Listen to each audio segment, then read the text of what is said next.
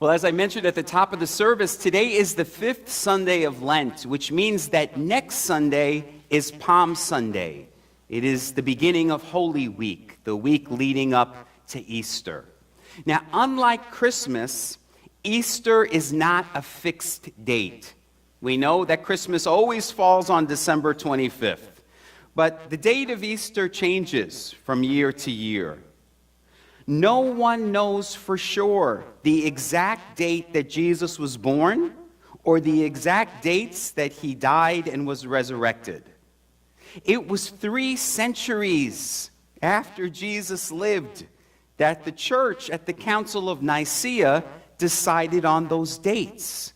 They decided on December 25th for Christmas because it coincided with a pagan winter festival that celebrated the sun, the light.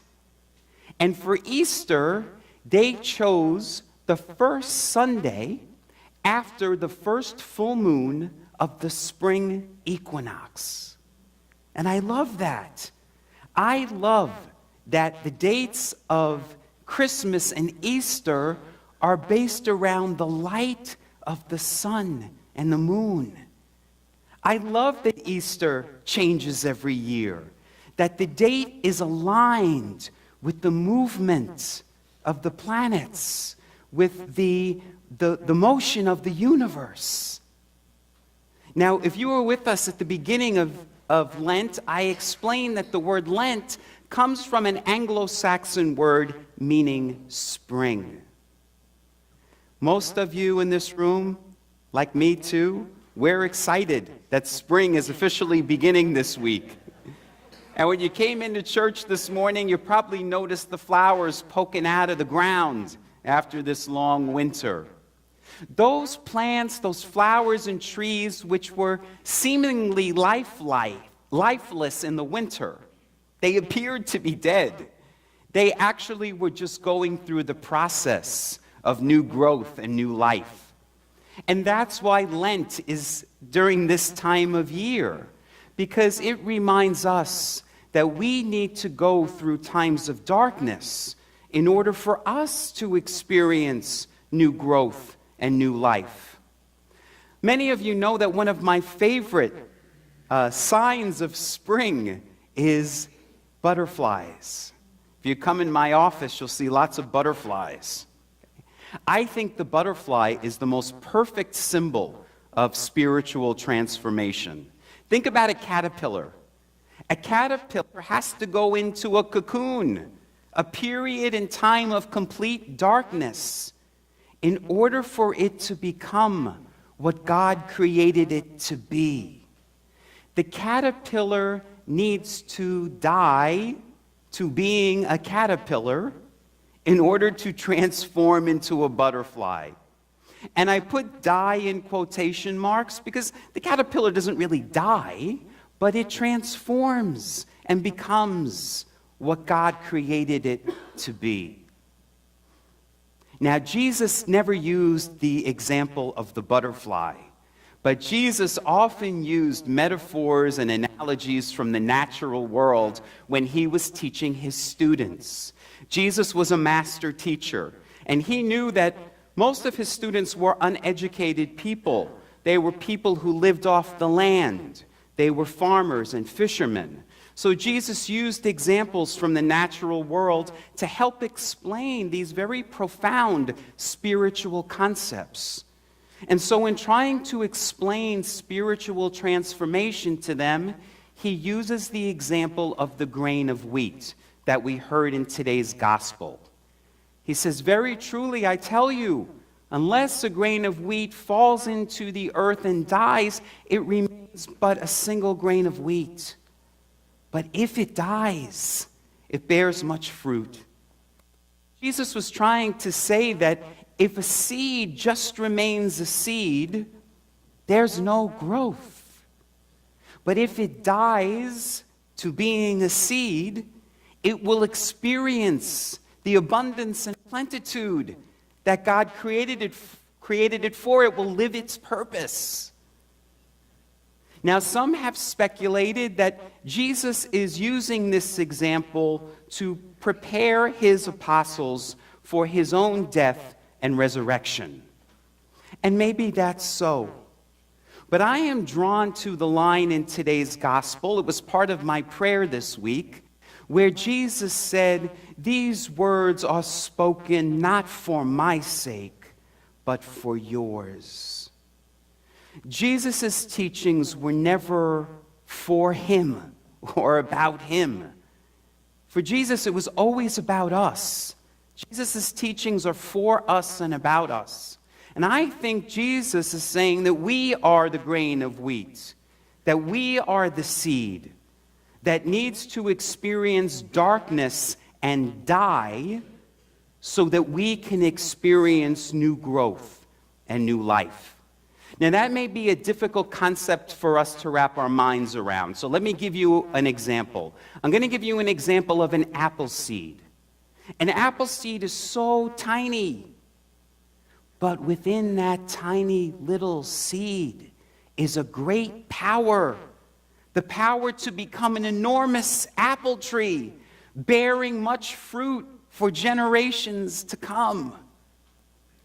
If I took that apple seed and I put it in an envelope on a shelf, it would just always be an apple seed. It would never live out its purpose. It would never experience the rich, full life God created it for. Most of us think we're just that apple seed on the shelf. You are not the seed. You forgot. You are the power within that seed. That's who you are. And that's what Jesus came to teach us. It's what all the great mystics and spiritual teachers came to teach us. Many of you know that Sufism is the mystical branch of Islam. The Sufi mystic Rumi said, "You are not a drop in the ocean. You are the entire ocean in a drop."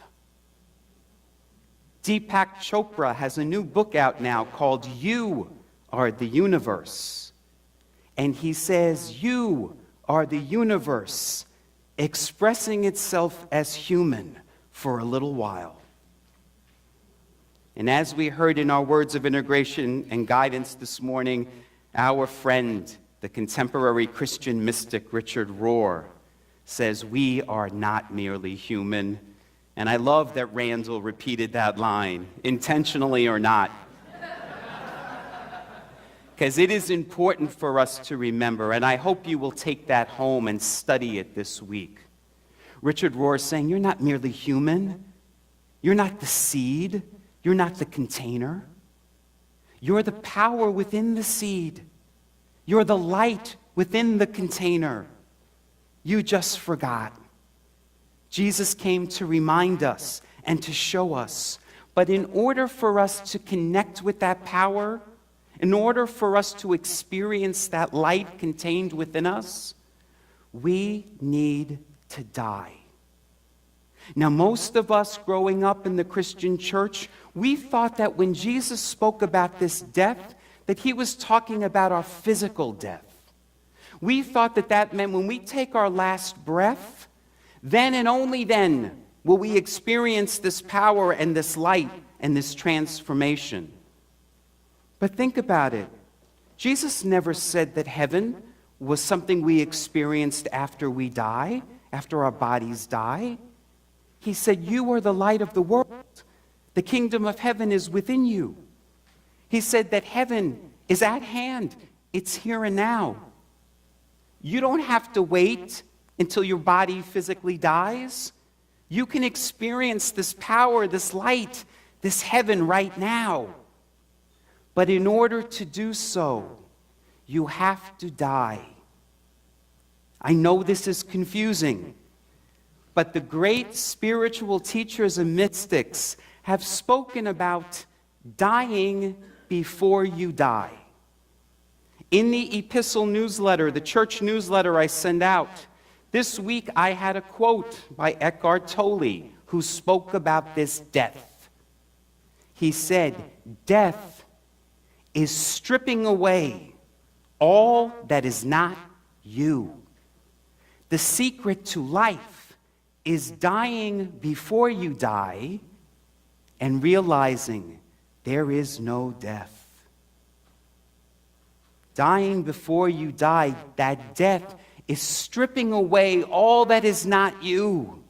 It's dying to that false self, that ego self, that self that believes it's just a seed, powerless and separate from God.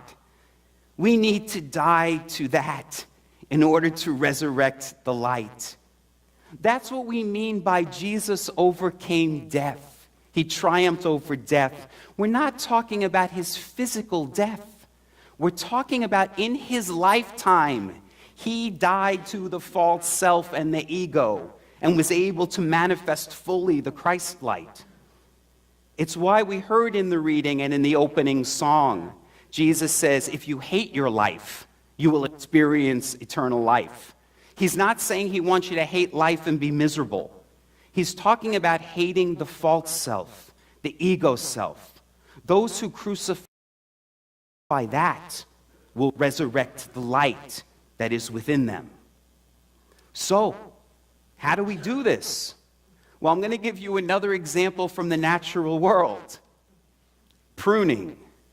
Many of you who are gardeners, you have to prune plants from time to time, don't you? But think about what you're doing. You're cutting off parts of the plant. Now, you're not doing that to harm the plant. Of course not. You're doing it for the health of the plant.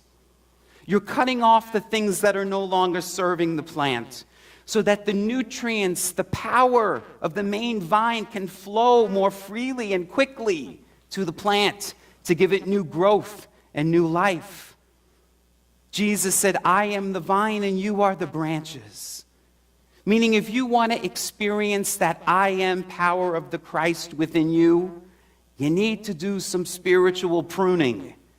You need to get rid of those things that are no longer serving you. We know that during spring, many of you do spring cleaning. You get rid of the things in your house that you no longer need, that are taking up space, that no longer serve you. You know the word clutter comes from the same root word as the word clot. Think of a blood clot. What does it do? It stops the flow of the circulation of life. So my question for you today on the 5th Sunday of Lent is, what clutter are you experiencing in your life? What's the clot, the blockage that's stopping you from experiencing more fully this power of the Christ, this light within you? What do you need to prune so that you can connect more fully with this power and this presence within you? The 20th century Christian mystic, whose name was Pierre Teilhard de Chardin, said, "You are not a human being having temporary spiritual experiences from time to time." He said, "You are a spiritual being having a temporary human experience." That's the truth. You are an eternal spiritual being. This human experience is just temporary. The purpose of our faith is to unite the two. Jesus was showing us the way. Jesus wasn't saying, I'm the only one that did this. He told us, you can do it too. It's about uniting the human and the divine and becoming one. So for this 5th week of Lent, what I want to invite you to do is to find time each day to go into the darkness, to go into the ground like the seed does, that place within you. I want you to go into the cocoon, spend time in the cocoon so that you can transform. And in the darkness, as you begin to connect with that power of the light within you, begin to let go more and more to all those things that are no longer serving you, that are keeping you from your power and your light. As you die to those things, you will awaken more and more to who God created you to be, the manifestation of light. Namaste.